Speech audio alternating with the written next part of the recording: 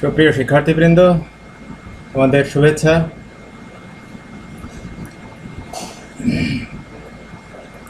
উচ্চ মাধ্যমিক বাংলা অনলাইন ক্লাসে বরাবরের মতো আজকেও স্বাগত জানাচ্ছি।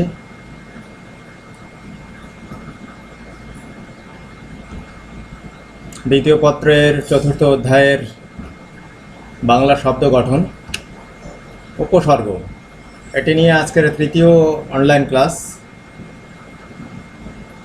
লেকচার 3। এই লেকচার নিয়ে আমি উপস্থিত আছি তোমাদের সামনে তুলসীদাস মহন্ত, সহকারী অধ্যাপক বাংলা, জয়পুরহাট সরকারি মহিলা কলেজ, জয়পুরহাট। ফেসবুক পেজ ও YouTube channel Tulsidas Mohanta. Facebook page ও ইউটিউব চ্যানেলের লিঙ্কের পিকচার ফরম্যাট তোমরা ডেসক্রিপশন বক্সে লিঙ্ক দেওয়া আছে, এই লিঙ্ক থেকে গিয়ে ফেসবুক পেজে লাইক দিয়ে রাখবে অথবা ইউটিউব চ্যানেলে সাবস্ক্রাইব করে রাখবে বরাবরের মতো পরবর্তী ভিডিও পাওয়ার জন্য। প্রত্যেকটা ক্লাসে আমি একটা উক্তি রাখার চেষ্টা করি। আজকে হচ্ছে উক্তি ঠিক নয়, চিরসত্য 6টি কথা। এই 6টি জিনিস যেভাবে অন্য 6টি জিনিসকে, মানুষের গুরুত্বপূর্ণ 6টি জিনিসকে ধ্বংস করে, তো বিষয়টা খেয়াল রাখার মতো। ক্রোধ মানুষের বুদ্ধি বিনাশ করে, অহংকার জ্ঞান নষ্ট করে, প্রায়শ্চিত্ত পাপ মোচন করে, মানে অনুতাপ, অনুশোচনা, উপলব্ধি, নিজেকে সংশোধিত করার যে উপলব্ধি সেটাই প্রায়শ্চিত্ত। লোভ সততাকে ধ্বংস করে, ধ্বংস বানানটা ভুল আছে এখানে। ঘুষ ন্যায়বোধকে লুপ্ত করে, অধিক চিন্তা আয়ু ক্ষয় করে। তো চলো আজকে পাঠে চলে যাই। উচ্চ মাধ্যমিক বাংলা দ্বিতীয় পত্রের বাংলা শব্দ গঠন উপসর্গ এর তৃতীয় ক্লাসে আজকে তোমাদের আলোচ্য হচ্ছে তৎসম উপসর্গ। শিক্ষণফল তৎসম উপসর্গের বিশদ জানতে পারবো, তৎসম উপসর্গ দিয়ে নতুন শব্দ তৈরি করতে পারবো। ঠিক দ্বিতীয় ক্লাসে যেভাবে আমরা বাংলা উপসর্গ দিয়ে নতুন বাংলা শব্দ তৈরি করতে পেরেছিলাম, শিখেছিলাম, প্র্যাকটিস করেছিলাম, আজকে একই কাজ আমরা তৎসম উপসর্গ দিয়ে নতুন শব্দ তৈরি কীভাবে হয় জানতে পারব। আমরা লেকচার 1 থেকে যা জেনেছি সেটা আবারও একটু মনে করে নিই। বাংলা উপসর্গ জেনেছিলাম 21টি, যা নিয়ে দ্বিতীয় ক্লাসে বিস্তারিত আলোচনা হয়েছে, এবং তৎসম উপসর্গ যে 20টি, সেটি নিয়ে আজকে আমরা বিস্তারিত আলোচনায় যাচ্ছি এখনই। আর বিদেশি উপসর্গ নিয়ে তারপরের ক্লাসেই আমরা আলোচনা করব। বাংলা উপসর্গ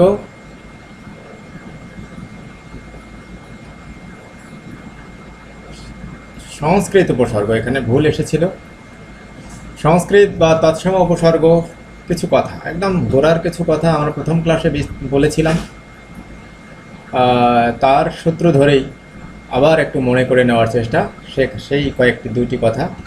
আমরা সংস্কৃত বা তৎসম উপসর্গ আমরা জানি যে পূর্ব থেকে থাকা মৌলিক শব্দ তার পূর্বে বসে নতুন শব্দ গঠন করবে এবং সেই সাথে আরও 3টি কাজ করবে। অর্থের পরিবর্তন করবে, অর্থের পরিবর্ধন করবে অথবা সংকোচন করবে, মানে পরিবর্ধন বা সম্প্রসারণ করবে অথবা সংকোচন করবে। কিন্তু একই রকমভাবে আমরা এই সংস্কৃত বা তৎসম উপসর্গ যেটা করে, যে পূর্ব থেকে থাকা সংস্কৃত বা তৎসম যে মৌলিক শব্দগুলো আছে তার পূর্বেই বসবে এই উপসর্গগুলো, বসে নতুন সংস্কৃত বা তৎসম শব্দ তৈরি করবে। হ্যাঁ, আমরা সেটাই জানতে পারবো তাহলে। এবং সংস্কৃত উপসর্গ সবসময় তৎসম, সঙ্গত কারণেই এটার কথাটা জাস্ট একটা রিপিটেশন হয়ে গেল। আমরা পূর্বের ছকটা থেকেই বুঝতে পারি সংস্কৃত উপসর্গ সকল সময় তৎসম শব্দের পূর্বেই ব্যবহৃত হবে। এটা খুবই সঙ্গত একটা কথা। এখানে আবার কাটকপির কারণে বাংলা উপসর্গ এসেছে, এটা হবে হলো তৎসম বা সংস্কৃত উপসর্গ। এটা হলো 20টি। যেমন মনে রাখার ক্ষেত্রে আমরা আগের বাংলা উপসর্গের মতোই নতুন পদ্ধতি, আমি যেটা বলি যে প্রথমে স্বরবর্ণ দিয়ে, স্বরবর্ণ এবং ব্যঞ্জনবর্ণ, স্বরবর্ণের ধারাবাহিকতা, তারপরে ব্যঞ্জনবর্ণের ধারাবাহিকতা নিয়ে সামনের দিকে যাওয়া, এভাবে মনে রাখা। তো সংস্কৃত বা তৎসম উপসর্গ ব্যঞ্জন বর্ণ দিয়ে শুরু আছে হলো 10টি, অতি যেমন স্বরেও দিয়ে তার মধ্যে 7টি, আ দিয়ে 1টি, উপ দিয়ে রস্যও দিয়ে 2টি, এই মোট 10টি। অতি, অধি, অনু, অপ, অপি, অভ, অবি, আ, উপ, উত। আর ব্যঞ্জন বর্ণ দিয়ে 10টি, যে 10টি আমরা এভাবে দেখতে পারি। প্র, পরা, পরি, প্রতি, প দিয়ে 4টি, দূর, নি, নি, রবি, সুষম। মনে রাখার ক্ষেত্রে আমরা এই নতুন পদ্ধতিটি বা এই ধারাবাহিকতা বর্ণনাক্রমিক ধারাবাহিকতা মেনে আমরা এই 20টিকে মনে রাখতে পারি। প্রথম 10টি, তারপর 10টি। এই যে এই ছকটি আমি দেখাচ্ছি, এই ছকে আমরা দেখতে পাচ্ছি যে প্রথম 10টি হচ্ছে স্বরবর্ণ দিয়ে, পরবর্তী 10টি হলো ব্যঞ্জন বর্ণ দিয়ে। এবং ওই একই রকম করে উচ্চারণটা যদি আমার মতো আমি মনে রাখার যে ছন্দটা নিজের মধ্যে রাখি, প্রথমে স্বরেও দিয়ে 7টি মনে রাখি এইভাবে: অতি, অধি, অনু, অপ, অপি, অব, অভি, আ, উপ, উত, স্বরবর্ণ শেষ। ব্যঞ্জন বর্ণ দিয়ে যেটা করি: প্র, পরা, পরি, প্রতি, প দিয়ে 4টি, দূর, নি, নি, রবি, সুষম। এভাবে আমি মনে রাখার চেষ্টা করি, এই ধারাবাহিক একটা নিজস্ব একটা ছন্দবদ্ধতা তৈরি নিজের মধ্যে মনে রাখার জন্য, অন্য কোনো কিছু নয়। তো আমরা এই সংস্কৃত বা তৎসম 20টি উপসর্গ এভাবে মনে রাখতে পারি। এর মধ্যে নিশ্চয়ই তোমরা খেয়াল করেছো যে বাংলা উপসর্গ মধ্যেও বা দেশি উপসর্গের মধ্যেও এই 20টির মধ্যে 4টি আমরা প্রয়োগ বা ব্যবহার করেছিলাম এবং নতুন শব্দ গঠন করেছিলাম। তবে ওই 4টি উপসর্গ বাংলা মৌলিক শব্দের পূর্বে বসেছিল জন্য সেগুলোকে আমরা বলছি বাংলা উপসর্গ। আর ওই একই 4টি উপসর্গ সংস্কৃত মৌলিক শব্দের পূর্বে যুক্ত হয়ে সংস্কৃত শব্দ তৈরি করছে জন্যেই এগুলোকে আমরা এটার বেলায় বলছি সংস্কৃত বা তৎসম উপসর্গ। সেই 4টিকে আমরা ধারাবাহিকভাবে আলোচনা করতে করতেই আমরা সামনে চলে যাব এবং ধরতে পারব। আমরা তাহলে সংস্কৃত বা তৎসম উপসর্গ দিয়ে নতুন শব্দ তৈরি করি এবং শব্দ তৈরির চর্চা করি। 1 নাম্বার, অতি। অতি এই উপসর্গটি অর্থ হচ্ছে বেশি বা স্বাভাবিক, যে অর্থে ব্যবহৃত হয় সেটা বেশি বা অস্বাভাবিক বা পার হওয়া। এটা বৃষ্টি এই সংস্কৃত মৌলিক শব্দের পূর্বে বসে তৈরি হচ্ছে অতিবৃষ্টি। অতিবৃষ্টি শব্দটা আমাদের পরিচিত, আমরা কিছুদিন আগেও সেটা খেয়াল করেছিলাম।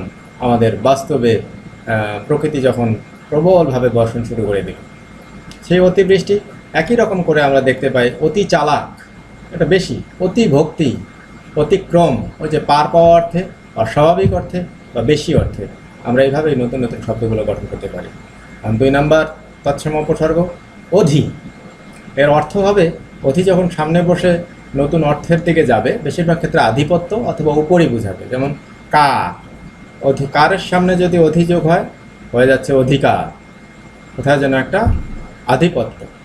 তারপর অধিবাসী, অধিষ্ঠান, তারপর অধিবাস, এভাবে আমরা।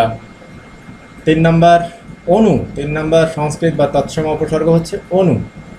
এর সাধারণত অর্থটা যে অর্থে ব্যবহৃত হবে, যে অর্থের নতুন শব্দগুলো গঠন হবে, পেছনে বা তুল্য বা বারবার সাথে, যেমন রাগ, এই মৌলিক শব্দের পূর্বে বসে যুক্ত হচ্ছে অনুরাগ। ঠিক একই রকম করে অনুবাদ, অনুসরণ, অনুসরণ মানে পিছনে যাওয়া, ওই অর্থে। অনুশীলন, যেটা বারবার, এই প্র্যাকটিস অর্থে ব্যবহার হচ্ছে। এটা হলে অনুরাগ, অনুবাদ, অনুশীলন, অনুসরণ। এভাবে আমরা অনেক নতুন নতুন শব্দ, সংস্কৃত শব্দ বা তৎসম শব্দ বাংলা ভাষার জন্য আমরা তৈরি করতে পারি অনু এই সংস্কৃত বা তৎসম উপসর্গটি ব্যবহার করি। আমরা যাব পরের 4 নাম্বার সংস্কৃত উপসর্গ, অপ। এটা যে অর্থ হচ্ছে বিপরীত, খারাপ, স্থানান্তর বা খুব। যেমন মান, এই শব্দের পূর্বে অপযুক্ত হয়ে ঠিক বিপরীত শব্দ একটা তৈরি হয়ে গেল, অপমান। আমরা জানি বিপরীত শব্দ মান, অপমান, তাহলে উপরের বিপরীত অর্থের একটা শব্দ পেলাম। একই রকম করে আমরা দেখতে পাবো অপচয়, অপহরণ, অপরূপ। অপরূপ, রূপ যখন বলি খুব রূপ, সেই অর্থে বলি। ঠিক উপরের অর্থগুলোর সাথে সাযুজ্যপূর্ণ আমরা নতুন নতুন শব্দ পেয়ে যাচ্ছি। এভাবে অসংখ্য শব্দ আমরা পেতে পারি। আমরা এভাবে যদি প্র্যাকটিস করো, একটু ভাবো, তাহলেই পেয়ে যাব। পঞ্চম তৎসম বা সংস্কৃত উপসর্গ অপি, যথা বা বেশি এই অর্থের। যেমন নিহিতি এই শব্দের পূর্বে যুক্ত হয়ে হচ্ছে অপিনিহিতি। এটা ব্যাকরণ একটা টার্মও বটে। আমরা এর অন্য ব্যাকরণের যথাযথ আলোচনায় এটা আমরা জেনেছি এবং আরও জানব। অপিচ আর একটা শব্দ। ষষ্ঠ অব, অব এর অর্থ, যে অর্থগুলো আসবে, হীনতা, সাফল্য, নামা, স্বল্পতা, সম্যকভাবে। দান, অবদান, সাফল্য অর্থে। একই রকম করে আমরা বলতে অবজ্ঞা, অবতরণ, এই নতুন নতুন শব্দ। 7 নাম্বার অভি, সম্যক, গমন বা দিক এই অর্থে। কোন ব্যক্তির সামনে যুক্ত হচ্ছে অভিব্যক্তি। ঠিক তেমনি জ্ঞানের সামনে যুক্ত হয়ে অভিজ্ঞান। ভূত এই শব্দের পূর্বে যুক্ত হয়ে অভিভূত। যান এর পূর্বে যুক্ত হয়ে অভিযান, অভিযান ওই দিক অর্থে, গমন অর্থে। দারুণ দারুণ সব শব্দ তৈরি হচ্ছে, তোমরা নিশ্চয়ই খেয়াল করছো, এবং এভাবেই খেয়াল করে অনেক শব্দ তোমরা তৈরি করছো। তাহলে স্বরেও দিয়ে যে 7টি সংস্কৃত বা তৎসম উপসর্গ আছে, সে 7টি আমরা জানলাম। আরও স্বরবর্ণের 7টি হলো, আরও 3টি, সে 3টি দিয়ে এখন অষ্টম আতে একটু হাইলাইট করা আছে। এটা আমি বলে রাখি, এই উপসর্গ বাংলা উপসর্গতেও আছে, সংস্কৃত উপসর্গেতেও আছে। যখন এই বাংলা মৌলিক শব্দের পূর্বে যুক্ত হয়ে নতুন শব্দ তৈরি করছি, তখন ওই হচ্ছে বাংলা উপসর্গ বা দেশীয় উপসর্গ। এই যখন সংস্কৃত শব্দ মৌলিক শব্দের পূর্বে যুক্ত হয়ে নতুন শব্দ গঠন করছে, তখন তা হয়ে যাচ্ছে এই সংস্কৃত বা তৎসম উপসর্গ। তাহলে আমরা দেখি মরণ এই শব্দটা আমাদের কাছে অনেক পরিচিত। এটা একটা সংস্কৃত মৌলিক শব্দ বা তৎসম মৌলিক শব্দ। এর যুক্ত হয়ে কি হয়ে যাচ্ছে আমরণ। কত সুন্দর। ঠিক একই রকম করে সমুদ্র, আভাস, আদান, আগমন, এবং অর্থগুলো দেখো। পর্যন্ত, এই এখানে পর্যন্ত, সামান্য বা বিপরীত অর্থে। আমরণ মানে মরণ পর্যন্ত, পর্যন্ত অর্থে হয়ে গেছে। সমুদ্র, সমুদ্র পর্যন্ত। আভাস, সামান্য, অল্প কিছু ইঙ্গিত দিচ্ছে, সেটা সামান্য অর্থে। আদান, আরেকটা হচ্ছে আগমন, গমন, আগমন, তাহলে বিপরীত হয়ে যাচ্ছে অর্থ। এভাবেই অর্থের সাযুজ্যপূর্ণ নতুন শব্দ তৈরি হয়ে যায়। আমরা 9 নাম্বার উপসর্গতে যাই। উপ, সামীপ্য অর্থে, সদৃশ অর্থে, ক্ষুদ্র বা বিশেষ অর্থে। এটা আমরা সমাস যখন যদি স্কুল লেভেলে পড়ে থাকি, তাহলে অপরিভাব সমাসে আমরা এই এই উচ্চারিত বর্ণ সমষ্টির দেখা আমরা পেয়েছি। তো সেখানে নতুন করে আবারও আলোচনা হবে। এরপরে হয়তো যথাসময়ে সমাস নিয়ে ক্লাসে হাজির হব। তো আজকে এই যে হচ্ছে তৎসম বা সংস্কৃত উপসর্গের যা সংস্কৃত মৌলিক শব্দের পূর্বে যুক্ত হয়ে নতুন শব্দ গঠন করবে, সেখানে আমরা দেখতে পারি যে অর্থের হবে সামীপ্য মানে নিকটবর্তী বা কাছাকাছি অর্থে, সদৃশ মানে একই রকম, ক্ষুদ্র অর্থে, বিশেষ অর্থে। যেমন কুলের পূর্বে বসে হয়ে গেছে উপকূল, ঠিক কুল নয়, কুলের সমীপে। ঠিক একই রকম করে বনের সদৃশ, উপবন। ঠিক একই রকম গ্রহের ক্ষুদ্র গ্রহ, উপগ্রহ, ওই যে ক্ষুদ্র অর্থে। ঠিক তেমনি বিশেষ অন্য অর্থে, যেমন উপভোগ, উপহার, হারের সামনে যুক্ত হয়ে উপহার, ভোগের সামনে যুক্ত হয়ে উপভোগ হয়ে গেছে। আমরা যাই 10 নাম্বার উপসর্গে। উৎ, যে অর্থে আসবে ঊর্ধ্বমুখিতা, প্রস্তুতি বা অপকর্ষ অর্থে। পাদন এই এর সামনে যুক্ত হয়ে যাচ্ছে উৎপাদন। একই রকম করে উন্নতি, উত্তোলন, উৎফুল্ল, উচ্চারণ। এভাবে আমরা নতুন শব্দগুলো গঠিত হয়। তাহলে আমরা সংস্কৃত বা তৎসম উপসর্গ 20টির প্রথম 10টি দিয়ে নতুন শব্দ জানলাম। যে 10টি শুরু হয়েছে স্বরবর্ণ দিয়ে, আমরা এখন ব্যঞ্জন বর্ণ দিয়ে শুরু হওয়া বাকি 10টি নিয়ে আলোচনা করে নতুন শব্দ গঠন চর্চা করব। 11 নাম্বার প্র, যে অর্থে হবে সেটা হলো প্রকৃষ্ট বা খ্যাতি বা আধিক্য বা গতি। যেমন বল, এই মৌলিক শব্দের পূর্বে এই প্রযুক্ত হয়ে কি হয়ে যাচ্ছে প্রবল। খুব সুন্দর একটা নতুন শব্দ না, প্রবল। একই রকম করে প্রসার, খ্যাতি অর্থে, প্রচার, খ্যাতি অর্থে, প্রবেশ, প্রজ্ঞা, প্রস্থান। 12 নম্বর পরা, আতিশয্য বা বিপরীত অর্থ। যেমন শক্তির সামনে পরা যুক্ত হয়ে যাচ্ছে পরাশক্তি, যাদের শক্তি, ব্যাপক শক্তি আছে, শক্তির আতিশয্য আছে, এরকম শক্তিধর দেশগুলোকে আমরা বলি পরাশক্তিধর দেশ, সে অর্থে পরাশক্তি। একই রকম করে পরায়ণ, পরাজয়, বিপরীত শব্দ হয়ে যাচ্ছে, জয় পরাজয়, পরাধীন, অধীন পরাধীন, পরাহত, আহত, হত পরাহত, পরাভব। তো এভাবে আমরা আরও কিছু শব্দ তৈরি শিখলাম। যাব 13 নম্বর উপসর্গ পরি, যে বিশেষ অর্থে, শেষ অর্থে, সম্যক অর্থে বা চারদিক এই অর্থে। পূর্ণ, এই শব্দের পূর্বে পরিযুক্ত হয়ে যাচ্ছে পরিপূর্ণ, একদম কানায় কানায় পূর্ণ। আমি এটা প্রথম ক্লাসে উদাহরণ দিতে গিয়ে এই পরিপূর্ণ শব্দটা ব্যবহার করেছিলাম। শুধু পূর্ণ গ্লাস জল বা পানি বলতে আমরা যেটা বুঝি, তাতে একটু ফাঁকা থাকবে, না হলে জল পড়ে যাবে, কাউকে পরিবেশন করা যাবে না। সেটা যখন কানায় কানায় পূর্ণ করবো তখন পরিপূর্ণ। স্বাভাবিক পূর্ণ হচ্ছে পূর্ণ, আর একদম পরিপূর্ণ হলে সামনে অর্থের সম্প্রসারণ ঘটায়। সেটা উদাহরণ দিতে গিয়ে এই শব্দটার কথা বলেছিলাম প্রথম লেকচারে। একই রকম করে পরিধান, পরিশ্রম, পরিকল্পনা। 14 নম্বর প্রতি, সদৃশ, বিরোধ বা বারবার। এই প্রতি, এটাকেও আমরা পেয়েছি হলো অবয়বাক সমাসে আমরা পেয়েছি। থাক, সেখানে পুনর্বার আলোচিত হবে। এখানে আমরা উপসর্গ হিসেবে দেখি কি হয়। সদৃশ, বিরোধ, বারবার এই অর্থে নতুন শব্দের তৈরি করে। ধ্বনি, প্রতিধ্বনি, বিরোধ। একই রকম করে বাদ, প্রতিবাদ, বিরোধ। দ্বন্দ্বী, প্রতিদ্বন্দ্বী, বিরোধী, বিরোধ। দিন, প্রতিদিন, এটা বারবার। দান, প্রতিদান। কত সুন্দর সুন্দর নতুন শব্দ। 15 নম্বর দূর। এই দূর, এখানে একটু জিনিস খেয়াল করবে, দয় রস্যকার আর বয়বেন্দু র, দূর। দয় দীর্ঘকার, বয়বেন্দু র না, কিন্তু সেটা হচ্ছে ডিস্টেন্স। দয় দীর্ঘকার যখন হবে, এখানে দয় রস্যকার র, দূর। এটা দেখবে যে এটা থেকে যা হতে পারে যখন শব্দ তৈরি হবে, দয় রস্যকার শুধু বসতে পারে, আর দয় রু রস্যকার বিসর্গ, এটা দিয়ে এই কনভার্ট হয়ে নতুন শব্দে বসতে পারে, এই দূর। এবং অর্থটা কীরকম সাধারণত তৈরি, কীরকম অর্থের নতুন শব্দ গঠন করবে? মন্দ, কষ্ট সাধ্য, এরকম। যেমন শাসন, এই শব্দের পূর্বে দু যুক্ত হয়ে, দূর থেকে ওই যুক্ত হয়ে আসবে দুঃশাসন। দূর হয়ে গেল রু আর বিসর্গ, তারপরে শাসন, দুঃশাসন। ঠিক একই রকম করে দূর যোগ সাহস কনভার্ট হয়ে গেছে দুঃসাহস। স্বপ্ন, দুঃস্বপ্ন, স্বপ্ন বানানটা একটু ভুল আছে, ছয় ব হবে। দুঃসাধ্য, দুঃসাধ্য। সংবাদ, দুঃসংবাদ। হ্যাঁ, কত সুন্দর।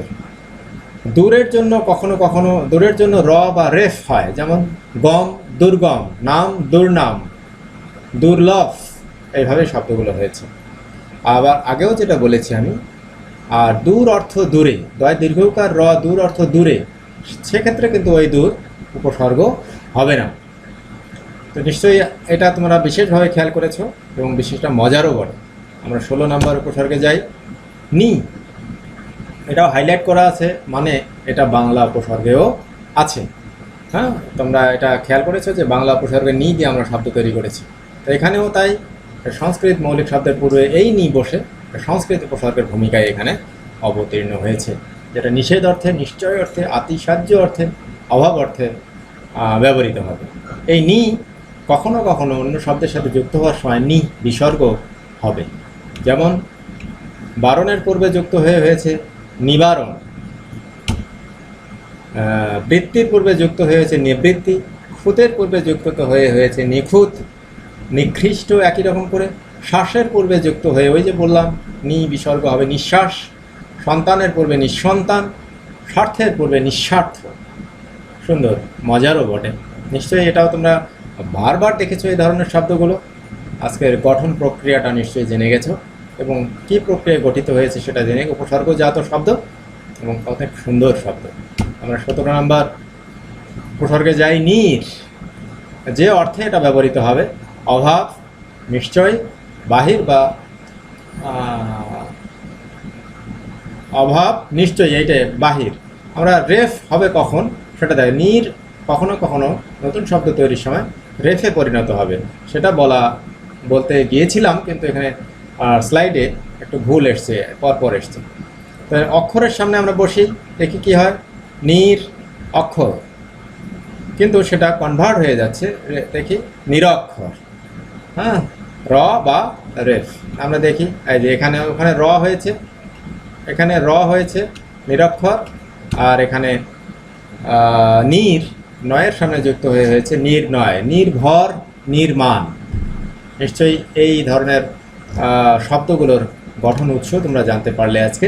এবং এটার মূল সংস্কৃত উপসর্গ হচ্ছে নির, এবং নির কখনো রতে পরিণত হবে যুক্ত হওয়ার সময়, নতুন শব্দ গঠনের সময়, কখনো রেফে পরিণত হবে।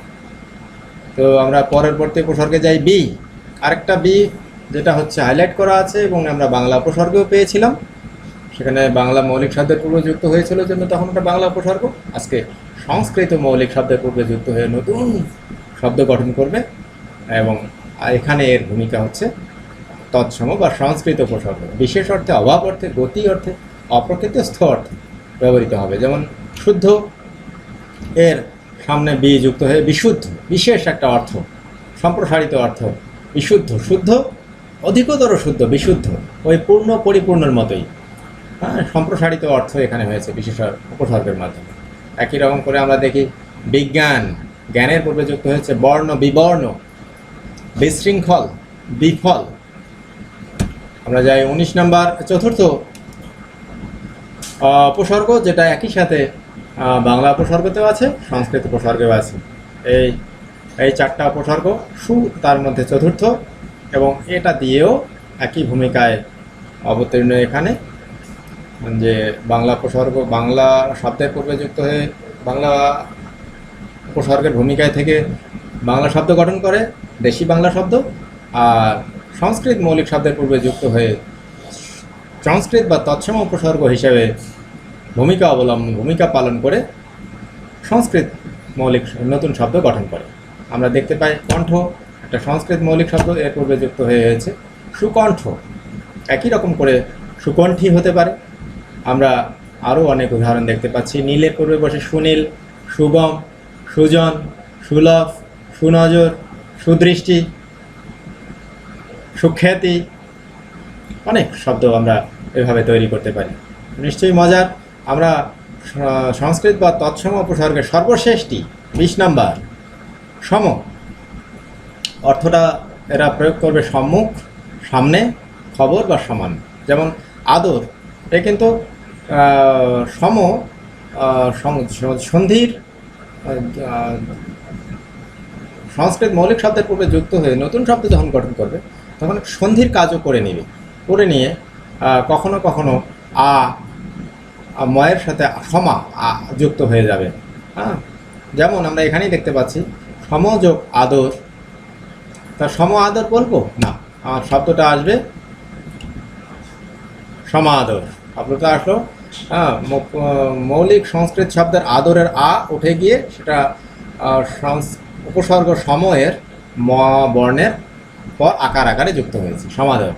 একই রকম করে আমরা দেখতে পাই সম্পূর্ণ, সম্মুখ, সংবাদ, সম্মান।